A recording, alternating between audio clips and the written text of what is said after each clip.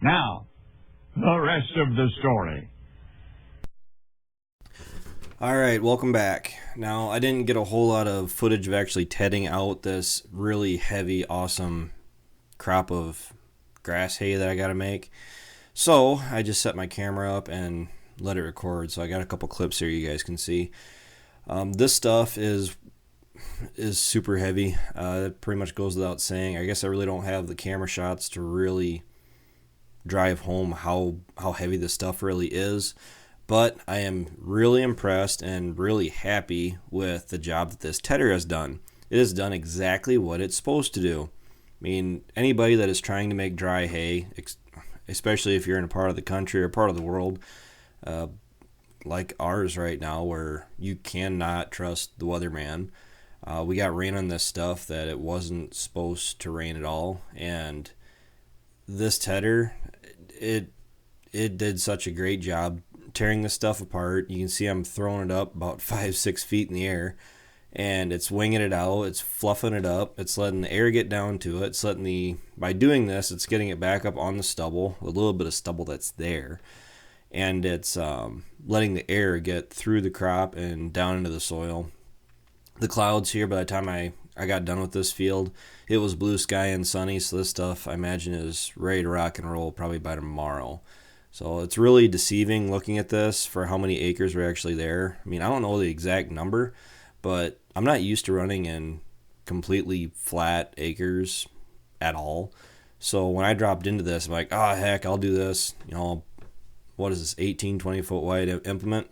That's like, I'll get this done in a half hour, no problem. Well, I'm going 1700 RPMs in 13th gear, right around 6.5, 7 miles an hour, and I was here for 2.5 hours. It's a good thing. It's a lot of material, and it's going to be a lot of bales. It's what I'm looking for, but hopefully you guys I'll try to get some better footage or some more footage as we go forward here. I had 1,001 things on my mind, and you guys are going to hear some of them here in a couple seconds.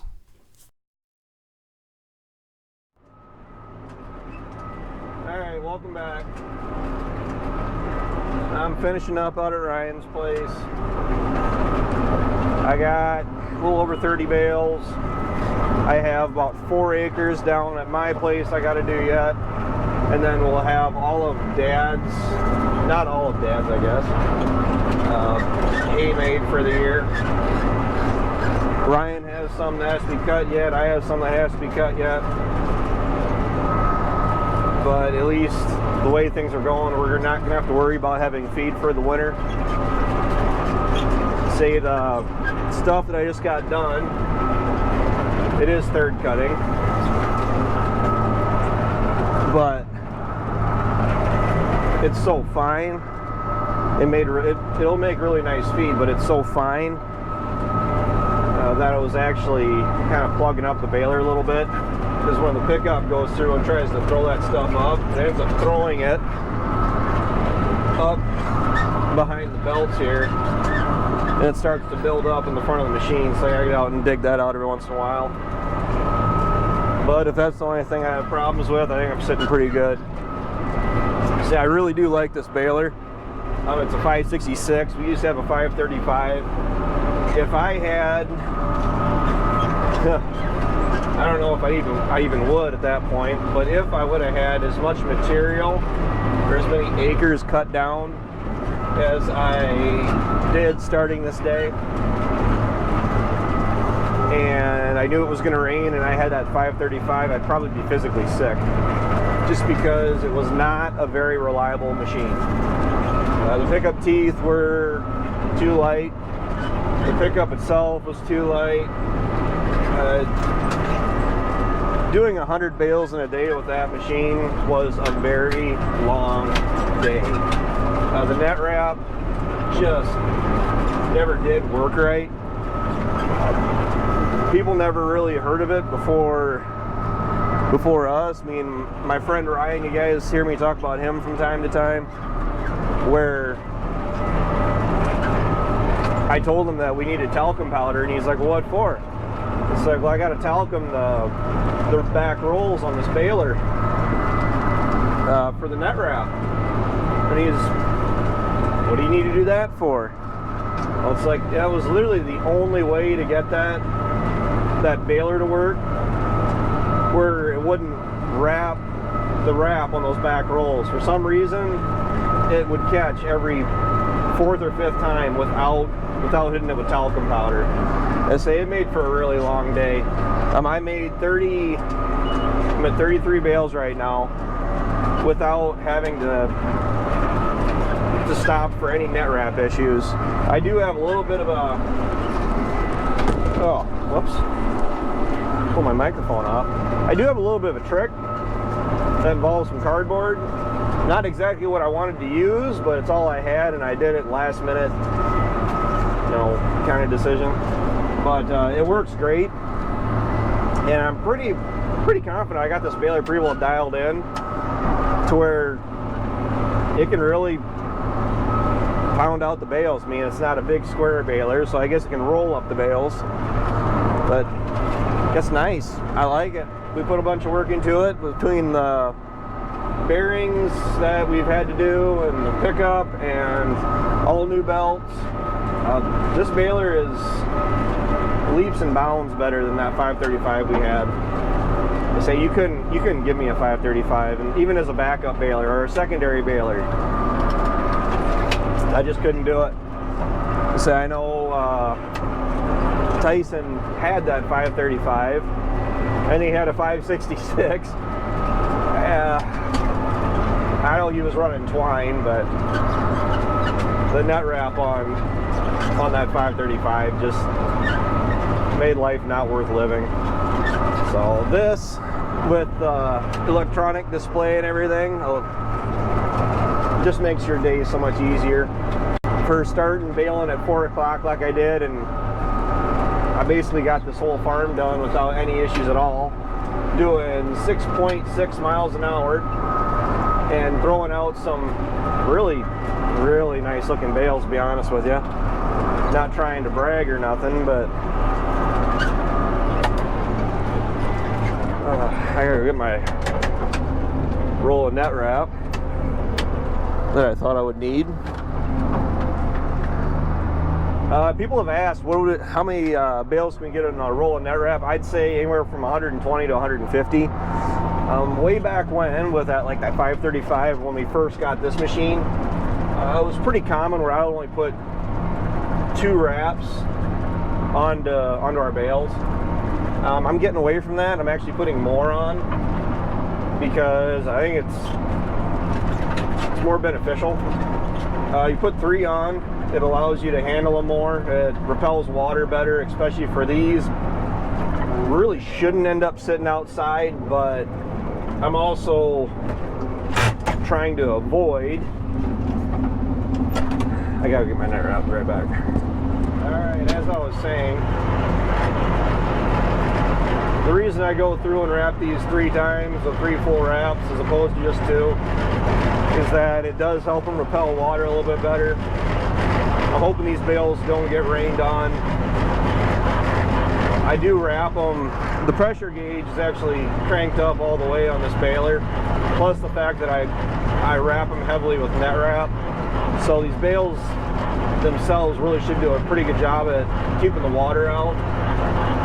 But with the current weather forecast being as inconsistent as it has been, you really just don't know which weather forecast you're supposed to believe anymore. All the stuff that I tedded that Dad and Ryan are currently raking, I'm planning on doing tomorrow. The radio says that we have a chance of rain tomorrow. My cell phone app says that no rain tomorrow. The rain that we were supposed to get Saturday got pushed back to Sunday. So that'd be ideal. Even with Saturday not raining at all, we're still not going to get everything hauled in. Maybe we might, but it's going to be the truck, the trailer, the flatbed. No, we aren't going to go buy a flatbed for the semi. I mean, I hear that one off and on. We just wouldn't get enough use out of it as of right now. Another probably appalling the way we're going to haul bales in that probably some people aren't going to really approve of, but it's fine. This isn't their operation to worry about. Just because I want to get everything off the field and in the shed as soon as possible.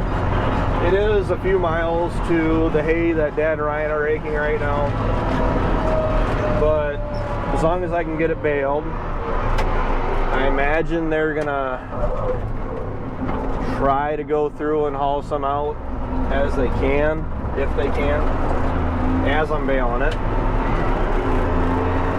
But then you gotta go out and get those bales first. I'm planning on also using the 76 and the bale carrier. So we're using the truck, trailer, 76, and the bale carrier, and trying to haul out 14 to 18 bales at a crack. So that shouldn't be too terrible. We're not going to be using the JCB to load. That probably sounds like the best idea, right? To use it to load. But in all honesty, the Bobcat is actually quicker to load. So I can go through, run around with the Bobcat, and whoever's pulling the trailer or driving the tractor can actually move to where they need to be, so I can actually load them most efficiently. That JCB, which I found out when we were making second crop, I can actually unload faster with that JCB. The reason being is because what that machine is designed to do, or designed right into it, is that teleboom. You know, right in the name, teleskid. It allows me to reach over from one side and stay on one side of the machine and pick up all the bales from the far side of the wagon or the far side of the flatbed. It allows me to unload in probably less than half the time. I was unloading that flatbed from the time I started my camera to the time I shut off my camera. So you gotta take out the fact that walking to and from the machine, plus starting and stopping the machine, turning it on, turning it off, it took me 6 minutes. So we're probably talking under 5 minutes. I was able to get that trailer unloaded. Getting unloaded fast is awesome. It's the best way to do it. I'd rather unload faster than load faster. And just because you're already chasing the bales, loading them anyway. I mean, it's not like you're going to do that super fast anyway, but at least if you're not dragging out getting the bales unloaded. I gotta let you guys go. I got a pile of cars behind me, and I'm about to drop into these grass patches I gotta pick up down here anyway. So thanks for tuning in. Stay tuned for any future videos on the hay chronicles, because we do have about we have less than 100 acres of hay to cut yet, or hay to make, but probably right around 70 acres, I guess. So stay tuned.